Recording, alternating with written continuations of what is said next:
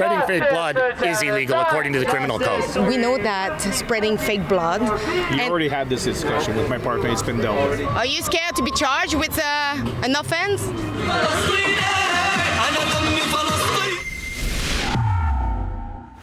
Alex Alavoie reporting for Rebel News, and I'm currently in Ottawa, right in front of the West Block, as today marks the first sitting day of Parliament since December 17, before it was prorogued on January 6 by Justin Trudeau. There is a growing concern here in Canada about the wave of anti-Israel protest and the broader rise of extremism.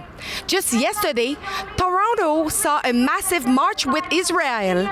You can check my colleague's report online.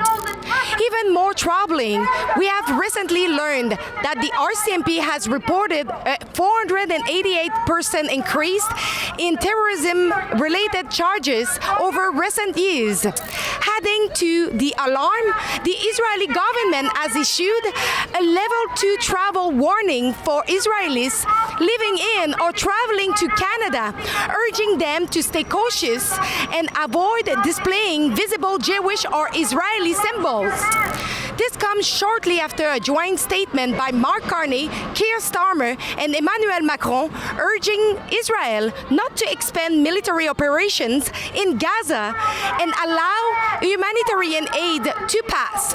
A statement that was publicly welcomed by Hamas, the terrorist group ruling in Gaza. We also cannot overlook the controversial French intelligence report revealing that 7% of places of worship in France have been infiltrated by groups linked to Muslim Brotherhood, labeled as Muslim of France. If such infiltration is happening there, it would be naive to think Canada is immune.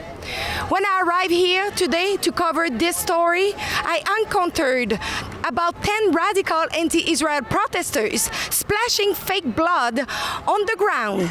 Despite this act potentially falling under Section 430 of the Criminal Code, there was no police action taken. It raises a critical question. Would this have been tolerated during the Freedom Convoy protest? We will be on the ground here for the next 2 days, covering the King's arrival for the opening of Parliament. For now, I leave you on my interview with Chris Dacey, an independent journalist who is also reporting here in Ottawa.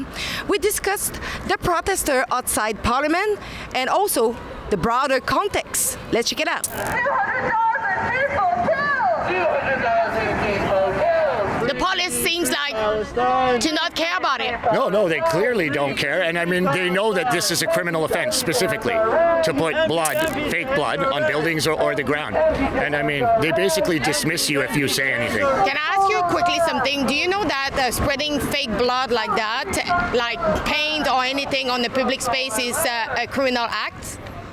Do I know if it's a criminal act? Well, it doesn't appear to be. It appears to be washable. So it's not really. That's not what I'm here for. Mm-hmm. So if there's an issue, and it's whether it's PPS or Ottawa Police, then they can deal with it. Okay, so there's a distinction to be made there between chalking and statements made in washable chalk. That is legal, and that's been allowed around here.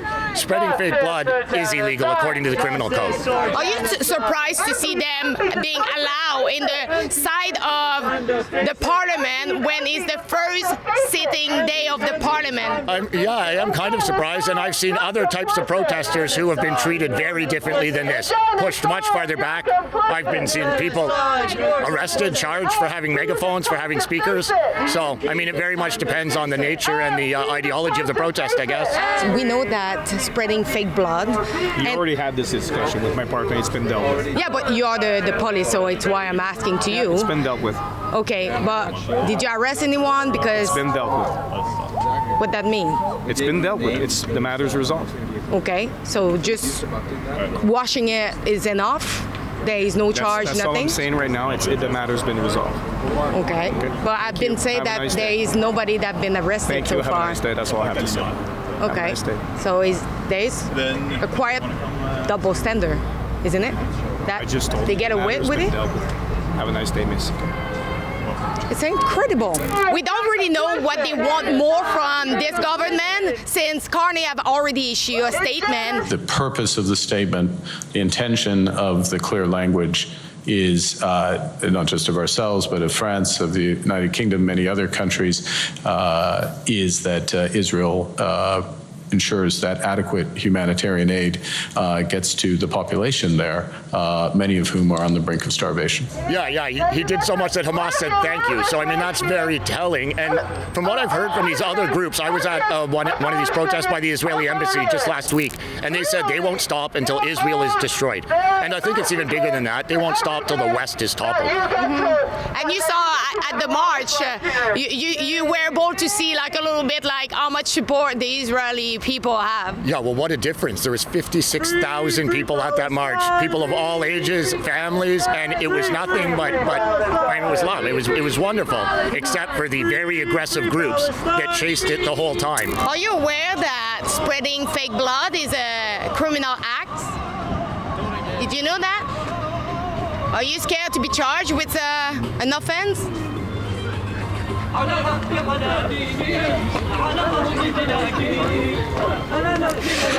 trying to understand because we just saw recently that Mark Carney. What do you want more from the government? Because Mark Carney just issued a statement to ask Israel to stop bombing. We just have a statement from the Israeli government warning people who are traveling in Canada from Israel who are actually living here to hide their signs, to hide who they are because it's too dangerous for them to be here. Yeah, I saw that. I think it was yesterday. It's like a level 2 threat, and I mean, holy cow. I think that echoes sentiments of what I've been told here. The Jewish community here already live in fear. People have to be careful where they go. When we had the Israeli flag raising here recently for Israeli Independence Day, it was one of the most secure things around because it's very dangerous. Other years, these things have been attacked. The embassy gets regularly protested. Threats are made openly, and the law isn't enforced. If you are a child of Gaza, why are you not going to fight there? Nous sommes tous les enfants de Gaza. If you are a child of Gaza, why are you not going to help and fight? And the RCMP recently issued a warning of an increase of 488% of terrorism apprehension here in Canada since 2023 to 2024. This is ridiculous, and we are saying that they do not act against them. Yeah, and it's not right-wing domestic terrorism that we're talking about. It's very specific people. That increase, too, is a major concern of Trump and the Americans about our unsecure border. Something like 87 or 85% of known or suspected terrorists that entered the U.S. came through the northern border, not the southern border. I have some hard time to listen to you, so I think we should go somewhere else. There's growing issue here in Canada regarding extremism, and it's why at Rebel News we started a petition called deporthamas.com. On this website, we have a petition to request that people who are here and they are not citizens, who are engaged in protests, committing crimes, hate crimes, or any kind of crimes, they should be deported back. So go and sign it at deporthamas.com.